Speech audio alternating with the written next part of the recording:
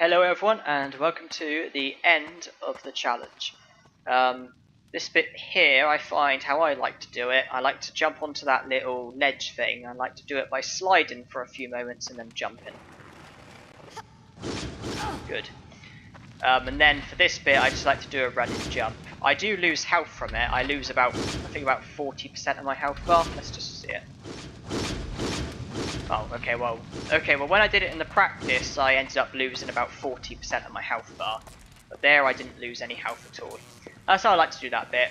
I like to slide, jump onto the ledge, then do a run and jump. That way I avoid the spiky things. That can easily kill you.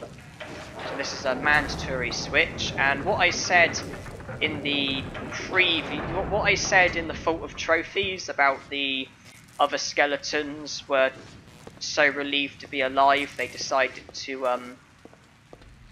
leave us alone. I'm afraid I'm now eating my words because Sackboy and Peeves have also managed to catch up with us, and there they are there.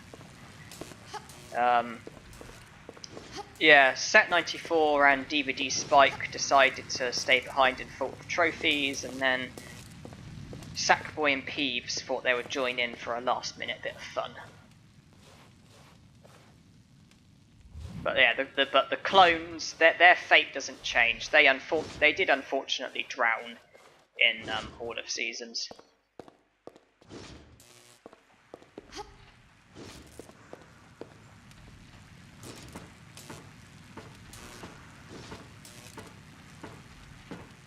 So yes, we are at the end of the challenge, at the end of my Tomb Raider Angel of Darkness Glitchless No Kills run. And so I have,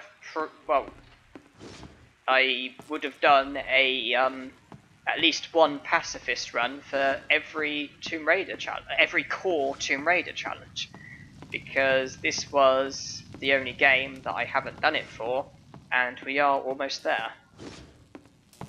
Now, although I did practice this level, I only actually practiced the very first bit. The jumps, the jumps at the beginning. I haven't practiced this. That's why I'm running around. But I believe I have to jump onto that cage thing.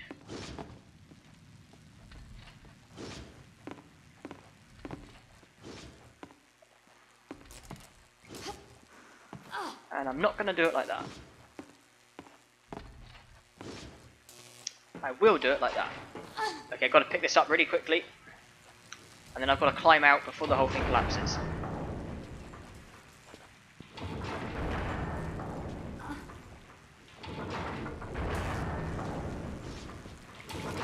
Pull up. Pull up. Good. Because... oh yeah, don't do that yet, don't do that. Because obviously there's boiling water underneath us, and obviously, as you can see, the top of it is safe. But obviously anything lower than that is not safe, and the controls are making life difficult again, and I have no idea what I'm doing. Hold on. She's facing you, press forwards. Will you just get down?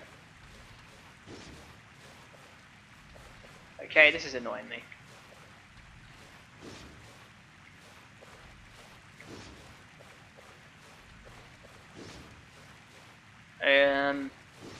It's the angle. I hate these angles.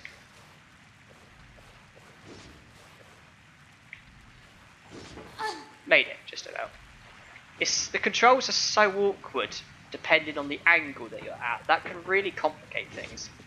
Now, I don't know how it was safe from the boiling water, because surely we're like an inch above it, so surely the steam and everything, surely it would be burning us, but... Tomb Raider logic. So we need to... there's 3 items that need to be collected, and there's 3 places in which they need to be inserted.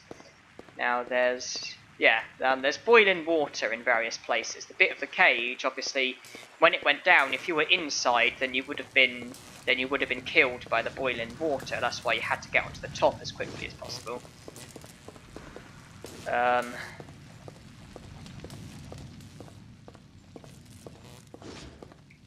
Oh wait. And then obviously I had to get the item and then climb out.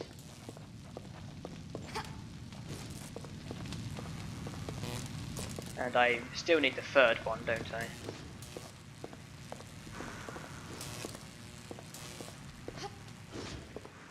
Maybe I should insert the 2 that I've got and see if that does anything.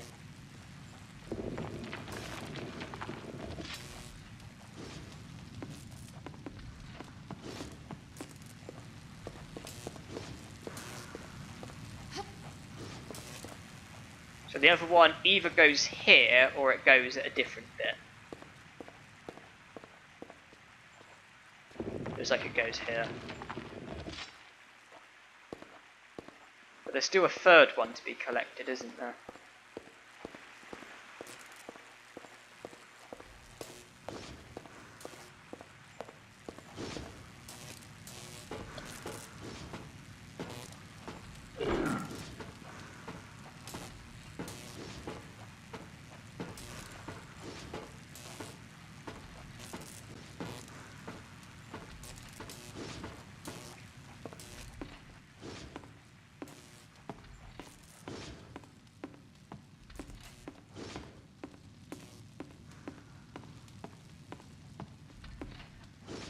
Okay, apparently I have all 3 of them.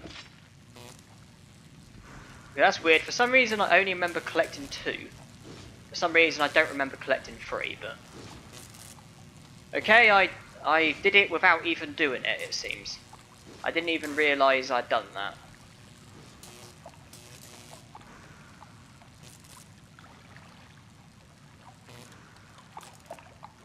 Just that now enables us to swim down there. Because it makes the water normal, and so we're able to go down. I drop down. Yeah.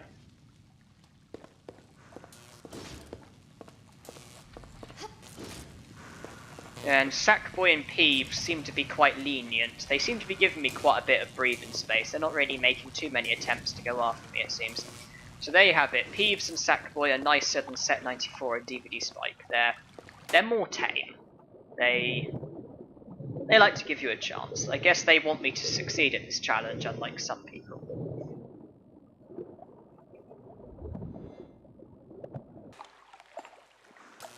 So we've got the shard, and that now opens.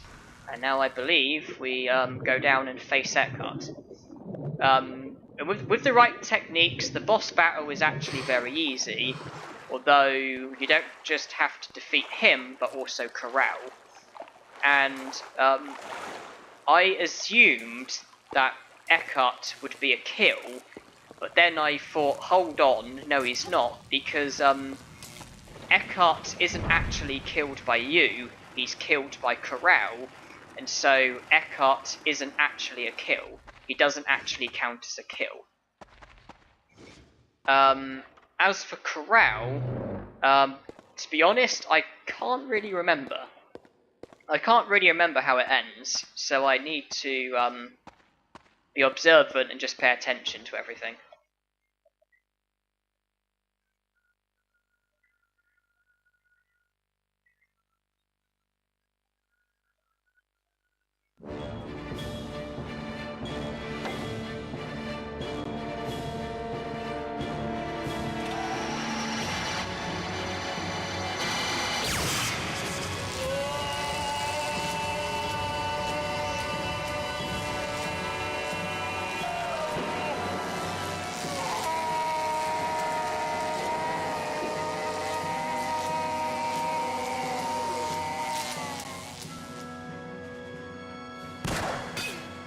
Still alive, Miss Croft. You are resilient, but over the decades I've killed more mortals like you than I can remember. And stole their body parts, like a cheap grave robber. As I will now take yours. To wake this thing, you are grotesque. Only my great hearts can cause the higher race to flourish again. So I guess it's up to me to stop you then. I hunted down and killed the last of the Lux Veritatis. I am immortal. The shards. Scary, huh? For you. It is my destiny to breathe hell on Earth. You are nothing to me. Do you know, it's gonna be a real pleasure to shut you up. Yeah, basically, all you have to do to kill Eckhardt is stab him with the 3 shards. Unfortunately, though, we only get to stab him with 2, because Corral has the joy of doing the crucial 3rd, which works for us, to be honest. Now I should save, because I've made quite a bit of progress.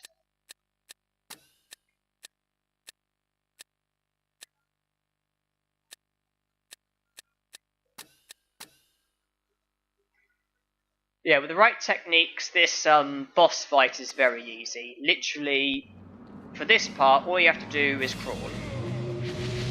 And then all of his attacks go over you.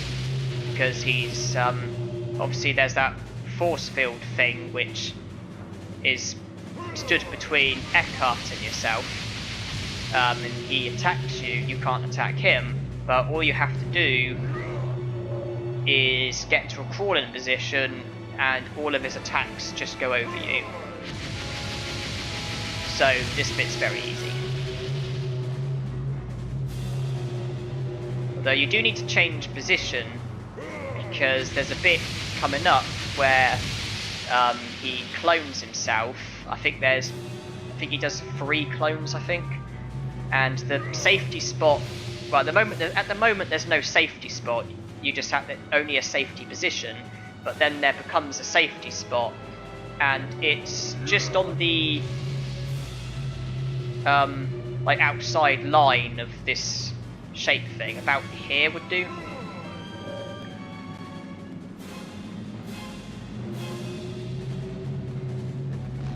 Okay, he's cloning. I don't need to be crouched anymore. Yeah, I mean, yeah, it's literally just on the outside of this shape thing that I'm on. Not really sure what to call it, but just here.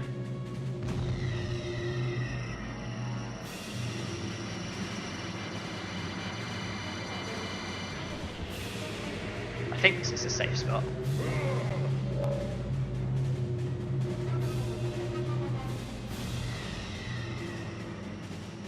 Because all of his clones run in, and it causes attacks to fall from above, and obviously there's no longer a safety position, but safety spots. And for some reason I'm not getting my gun out. And now I believe you just shoot him and then run into him, and then Lara stabs him.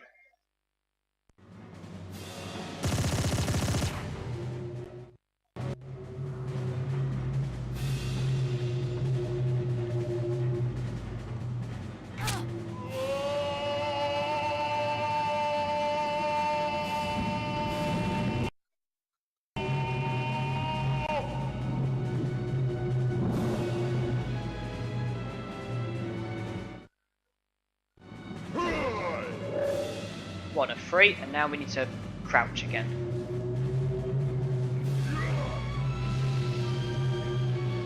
Yeah, because now he's attacking again from outside. This time it's a different attack, but once again, all you have to do is get into a crouching position, and his attacks just go over you. And at the next phase, there's then a safety spot again, because at this stage there's no safety spots, only safety positions. And then at the next point, there's no safety positions, only safety spots, I think. And it's nice, it's a good idea if I can get as close to it as possible, because obviously when he starts cloning himself, it is timed. And so, obviously, the more I can do now, the better. About here will do. Because it doesn't matter where you crouch, I'm certain that he can't, as long as you're crouched, he can't attack you. I believe the attacks just go over you.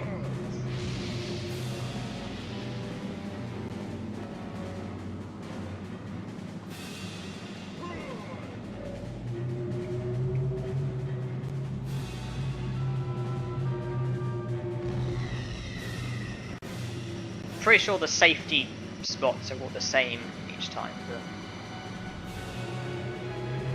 This is roughly where I want to be.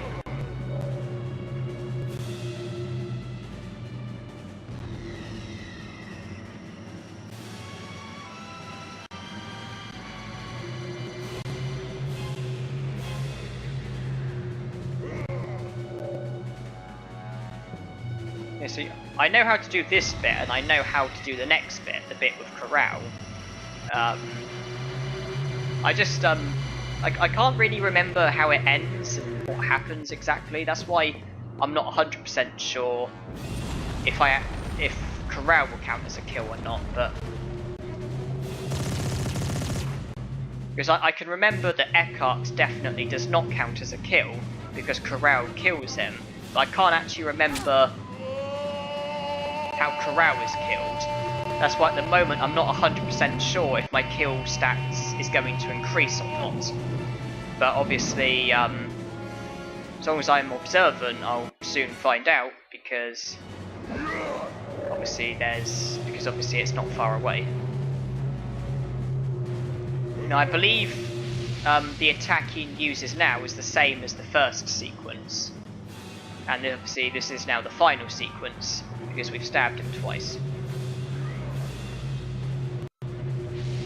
And obviously, yeah, coming up is a very confusing cutscene, because obviously Corral shows us that he has the ability to transform into other people, and then it leaves us scratching our heads, wondering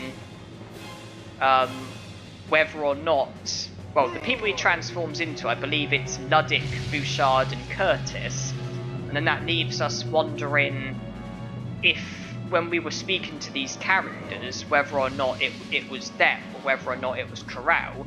It also leaves us wondering whether or not these characters ever even existed, or if it was just Corral all along. And then there's also other things as well, like maybe he has the ability to transform, but maybe he didn't, and he was just doing it to try and like trick us into trusting him or something. And we also find out that Corral was the one who killed Von Croy, because although it appeared to be Eckhardt, it was actually Corral, because presumably he transformed into Eckhardt and then killed Von Croy. Yeah, and we also... Yeah, and obviously we also learned that Corral was sort of using Eckhardt all along, and Corral ends up killing Eckhardt because Corral got what he needed. And then there's also the cliffhanger of whether or not Curtis survived, if he ever existed, because you see that he was no longer in the spot where he was when he looked like he may have died. Here it is, all coming up.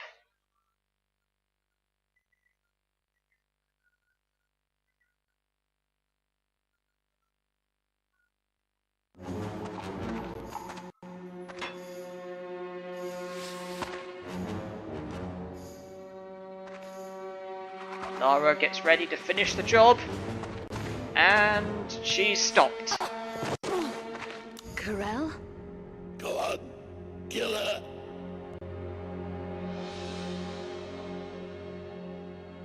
Only because Corral wanted the honours. And a nice place to stab him. But why? You worked for him. No, unknowingly he worked for me. But his usefulness was ended. Will you destroy his work? Of course not. The great work will be finished. I'm offering you the chance to become part of a benign new order in the world. You are kidding, right? We Nephilim have only ever been trying to survive. Too many people have died for me to trust you, including a good friend, Von Croy. He was an unfortunate victim of history, Lara. Eckhardt was stupid to have killed him. I helped you all along, both here and in Paris. You can trust me, Lara Croft.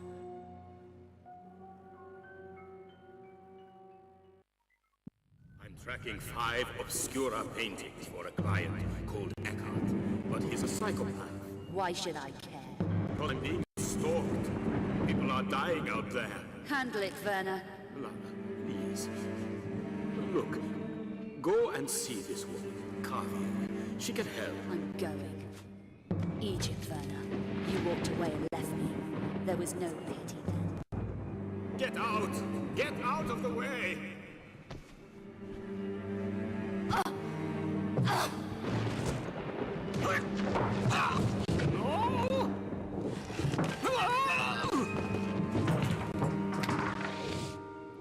Von Croy, you located the painting for me. Why have you not daren't collect it. It's too dangerous. But she'll be able to.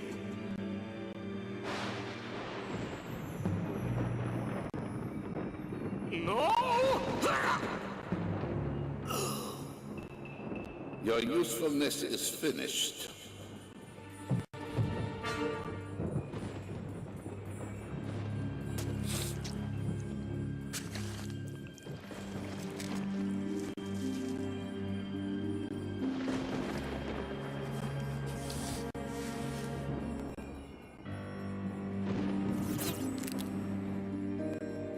Your humans break so easily.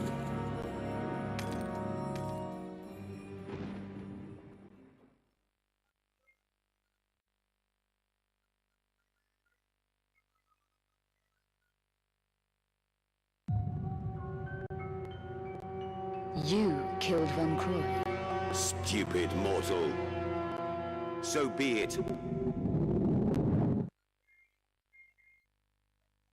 And obviously Lara also remembered the whole of the thing with Von Croy, where Von Croy was killed. Lara then managed to remember the whole lot, and she managed to suss out that Corral was the one that killed him. It's good to save, because obviously we made quite a bit of progress there. And there's no point having my gun out. I'll put that away.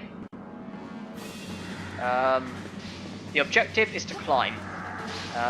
Ladders would be appreciated if I know there's a ladder. Oh wait, no, I have to go here, don't I? I need to pick this up, don't I? Now we need to climb. Ladders would be appreciated. Oh wait, no, I need to press the switch first, don't I?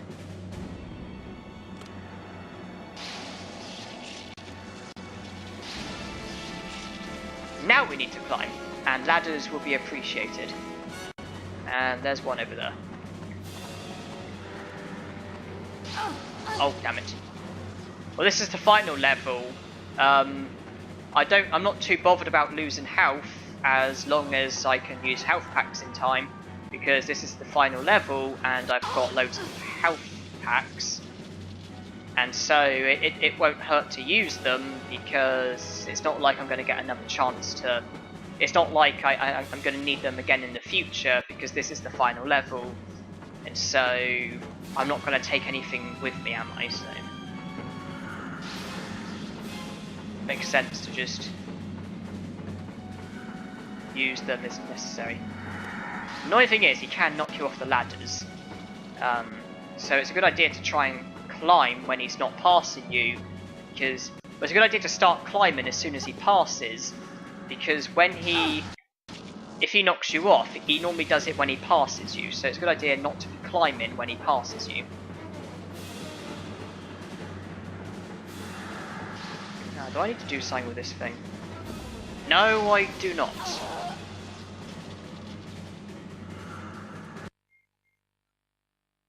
Okay, I can't help myself. I saw that and wondered if I needed to do something. No, I don't. All I need to do is just keep climbing.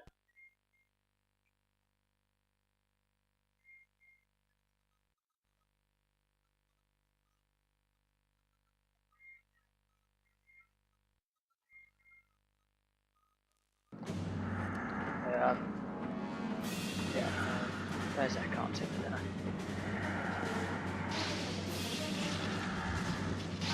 Oh, damn it. Fortunately, Corral's not that powerful with these attacks, he's just annoying. Although the attacks can do damage at the right times, aka if it was to knock you off a height or something.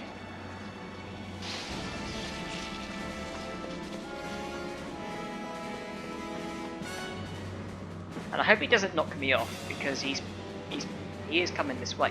There he is. Made it up.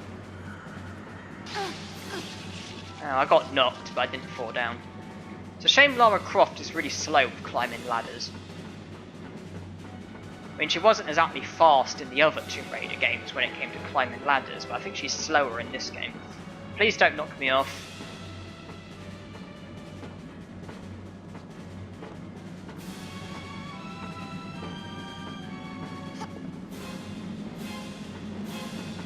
Okay, this time I'm just going to try not to get attacked too much. Okay, I'm going to ignore that thing, which kind of cost me last time, and instead just climb here. I could have jumped from there to here. That would have been the quicker option, but I chose to do things this way. I believe we're at the top now. Although I'm going to save again, because I know what I need to do now is I need to make a well-timed jump, a well-timed, accurate jump, and I don't necessarily trust myself with these kind of things. That's why I'm saving. Basically, I'm looking for... Obviously, there's the fencing. I guess I'm looking for a gap, because where there's a gap, that's probably where I need to jump. And I see a gap and a platform. This looks promising. This looks promising. And I got attacked again.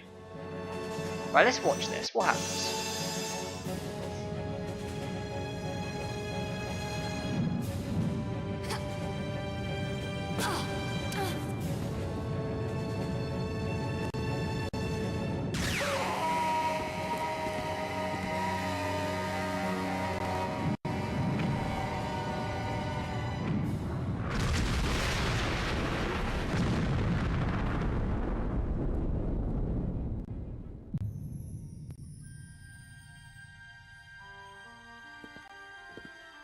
Yeah, I think I will count that as a kill. And, yeah, because isn't this where Curtis collapsed? And he's no longer there, and his weird thing is moving and reacting, isn't it?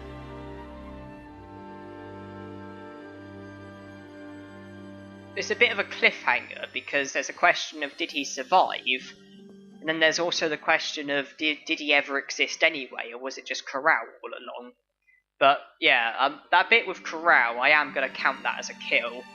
And so, but I won't count Eckhardt because it was Corral that did the kill, but I am counting Corral, so I think that's 7 kills in total. 1 in Paris, 6 in Prague. And that does bring us to the end of the challenge. Tomb Raider, Angel of Darkness, Glitchless No Kills run. It's been easier than I expected, and it's been more enjoyable than I expected. I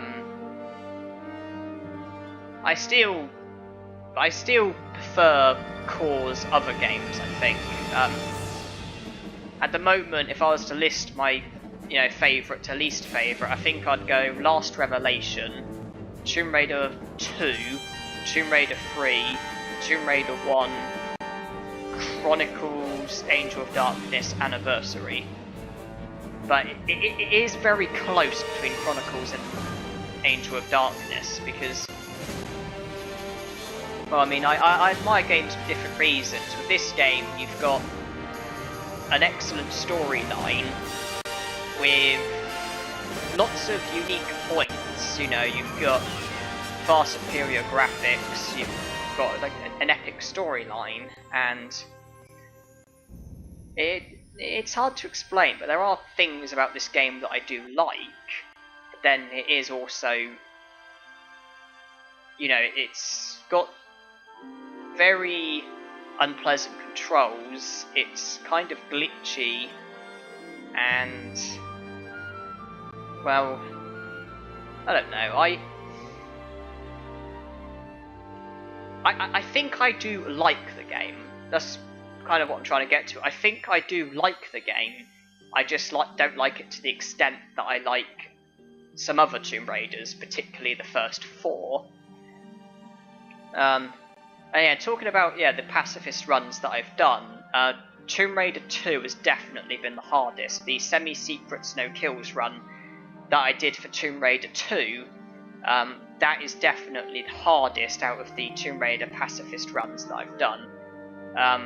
Followed by Last Revelation, that overall was straightforward, but then it did have some intense moments, such as the Lost Library. Then it's probably Chronicles, mostly just because of the VCI section, really, and probably the fact that I haven't played a great deal of the game and do actually struggle with it naturally. Followed by Tomb Raider 1. The enemies were very persistent, and it did have some very hard moments, but as a whole, the medipacks was very generous, and so it wasn't really that threatening. And then I would say it was probably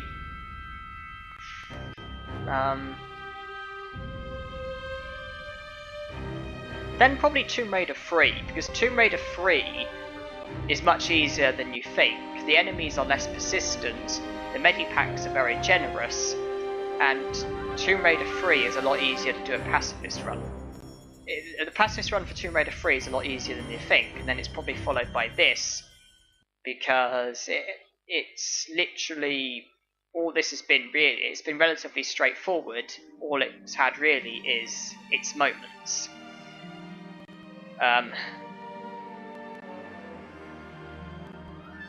Yeah, that's all I can say really. Yeah, this has probably been the easiest. I think the reason why I was fearful was because of how little I played the game, but it all went relatively well. Tomb Raider 2 is definitely the hardest to do a pacifist run for, because it's very tight on medipacks, particularly to begin with. I think if you do the Great War without using any health packs and collecting health packs, I think you have 2 large health packs and 3 small health packs. There is also a small health pack in Bartoli's hideout, but it's very tricky to collect. You can take serious damage in trying to collect it, although I did manage to do it during my pacifist run. But that's 2 large health packs and 4 small health packs, and then you've got some really immensely hard levels: Bartoli's hideout, offshore rig, diving area, wreck of the Miradora, Tibetan foothills. You've got very persistent enemies, a high number of very persistent enemies that can really bring your health down, and you've got some moments where they can really attack you and do damage and you can't do anything about it, and you've just got some bits where you really have to pull off some special stuff in order to stay alive. Bartoli's hideout, climbing the wall while being shot at, offshore rig, pulling and pushing the block while the shotgun guy is shooting you, not to mention all the running around when you've got gunmen and batsmen and dogs on you and you've got to open all these doors and everything, and the really awkward jump at the end, diving area where you have to open those doors that take a few seconds to open, and you've got dogs on you, and there's various other bits where you've got gunmen and etc, etc. Wreck of the Miradora, pushing the block through the fire, which took health, not to mention the gunmen that were shooting at you, and then Tibetan foothills being the hardest, the bit with the snowmobile guys who just shoot you to pieces and run you over and everything while you're trying to push that block at the end. And I think that level cost me 5.5 health packs. And yeah, you've got to do all of that with very restricted health packs, because there are health packs that can be picked up in Wreck of the Miradora, not to mention Tibetan foothills, but prior to that you've got 2 large health packs and then 3 or 4 small health packs to see you through all of that. And you know, those are just the levels that I've mentioned. There's other levels that are very hard. Living Quarters was hard, the deck was hard, Opera House was kind of tricky. But when you get to Barkang Monastery, from there on it's much easier. The game is far more generous with health packs, and if you can go that far, then you should then go on to complete the challenge. And although there are harder levels after that, they're not that bad, because you've got plenty of health packs. The previous levels are hard because they're really hard, and you're really restricted with health packs because you've got levels that you need to be saving them for. It's not, but then later on it does get a bit easier, and even though the levels are hard, you're less pressurized when it comes to health packs and stuff. I think Temple of Zion and Floating Islands are probably the levels I'm thinking of, but It wasn't that bad. But yeah, so that is the end of my Tomb Raider Angel of Darkness glitchless no kills run. Thank you to those of you that have chosen to watch. I have now successfully done a pacifist run for every core Tomb Raider game. I should say at least one, because I have done 2 pacifist runs for Tomb Raider 3, and I had done 2 for Tomb Raider 1 as well until I took the first one down. But so yeah, I've done at least 1 pacifist run for every core Tomb Raider game. That is the end of Tomb Raider Angel of Darkness. So yeah, thank you everyone for watching, I hope you enjoyed. And the next Tomb Raider thing I'm going to be doing, I believe, will be a blind Let's Play for Legend. My first experience with Legend. It will be the most modern Tomb Raider game that I would have played, having only completed Tomb Raider 1 through to Angel of Darkness. Yes, I did play Anniversary, but I only made it to the Lost Valley, and that was years ago. Blind LP for Legend is my next priority, and that should be the next lot of Tomb Raider videos that I do. Although there may be some random uploads with random bits and bobs and glitches and discoveries and stuff. But yeah, the next Tomb Raider thing that I'm going to be doing is the Blind LP for Legend. So thank you to those of you that have chosen to watch this, and hopefully I'll see some of you in Legend. So thank you for watching, and hope you enjoyed.